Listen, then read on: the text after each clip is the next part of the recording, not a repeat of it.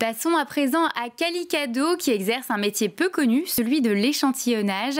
Cette agence accompagne et conseille ses clients sur la conception de leur échantillonnage et le choix des réseaux de distribution. Son président Fabien Gagné est avec nous. Place à l'interview de Jean-Marc Sylvestre. Bonjour. Bonjour Jean-Marc. Qui est venu en plein confinement. Enfin non, après le confinement. Juste après. Bon, c'était pas le moral, n'était pas au...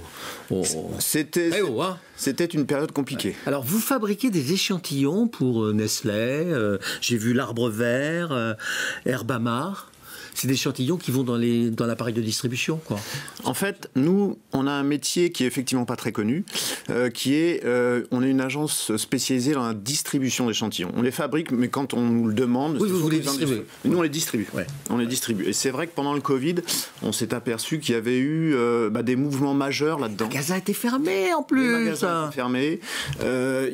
Pour nous, il y a eu deux points importants pendant le Covid qu'on a identifiés. C'est les magasins étaient fermés, donc le e-commerce est monté en puissance. Difficile de distribuer des échantillons sur le e-commerce. De plus Amazon, en plus compliqué. On a de plus en plus de sociétés qui nous disent on ne peut plus faire de publicité sur les lieux de vente. Qu'est-ce qu'on fait? Il y a l'échantillonnage. Donc là, le e-commerce est monté en puissance et ça c'est important et on le sait aujourd'hui. Le e-commerce, ça représente 10% quand même du commerce de détail. C'est énorme et ça ne fait que monter. Et puis, deuxième mouvement important, mouvement de fond, c'est l'écologie, la responsabilité, le côté prise en compte de l'environnement. Donc à partir de ces deux points, qu'on a subi un peu sur la première vague. Heureusement, l'État était là pour nous aider. Moi, je dis bravo à ce que fait quand même l'État pour nous aider, nous, les petites entreprises. On s'en est bien sortis grâce à ça.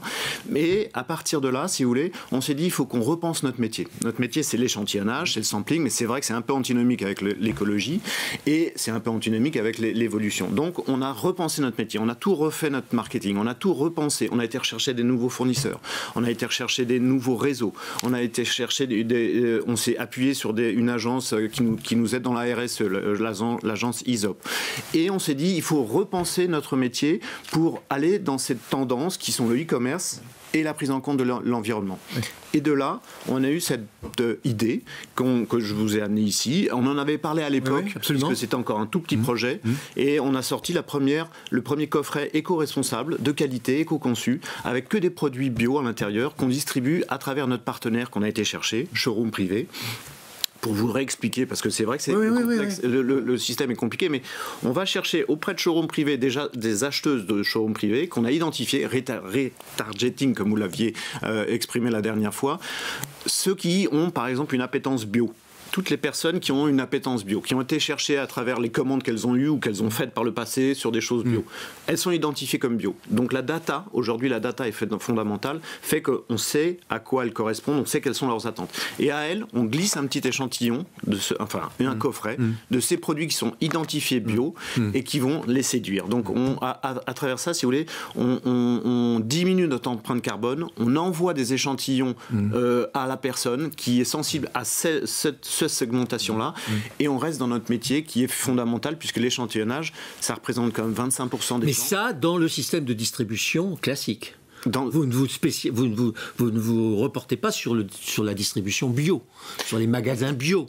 Non. Nous, les magasins bio, ça, c'est le retail, c'est toujours le même problème. Nous, on va chercher les nouveaux produits, ceux qui sont bio, qui sont éco-responsables, qui sont soucieux de l'environnement. 34% des jeunes aujourd'hui disent ne pas vouloir acheter des produits dont c'est pas une mode, c'est une tendance respectueuse de l'environnement. Donc on va les chercher et on les met dans un coffret bio, éthiquement bio, conçu de manière bio, et surtout on les distribue avec notre partenaire Showroom Privé à toutes les personnes qui sont identifiées. Donc nous, on va identifier. Ça s'appelle la bulle. Ça s'appelle la bulle. C'est la bulle bio. C'est un univers. C'est l'univers bio, c'est l'univers de responsabilité. Donc à travers ça, on fait découvrir toujours des produits. Ça reste un métier, c'est fondamental. On ne peut pas aujourd'hui, ça fait partie, si vous voulez, des moyens de distribution. Faites plein de trucs. Malheureusement, on n'a pas le temps. Le top pork roll, ça existe toujours. Une espèce de triathlon. Bien sûr. Vous continuez ça? Là, vous me prenez. Mais en 10 secondes. Oui, bien sûr, on continue. On n'est pas abandonné.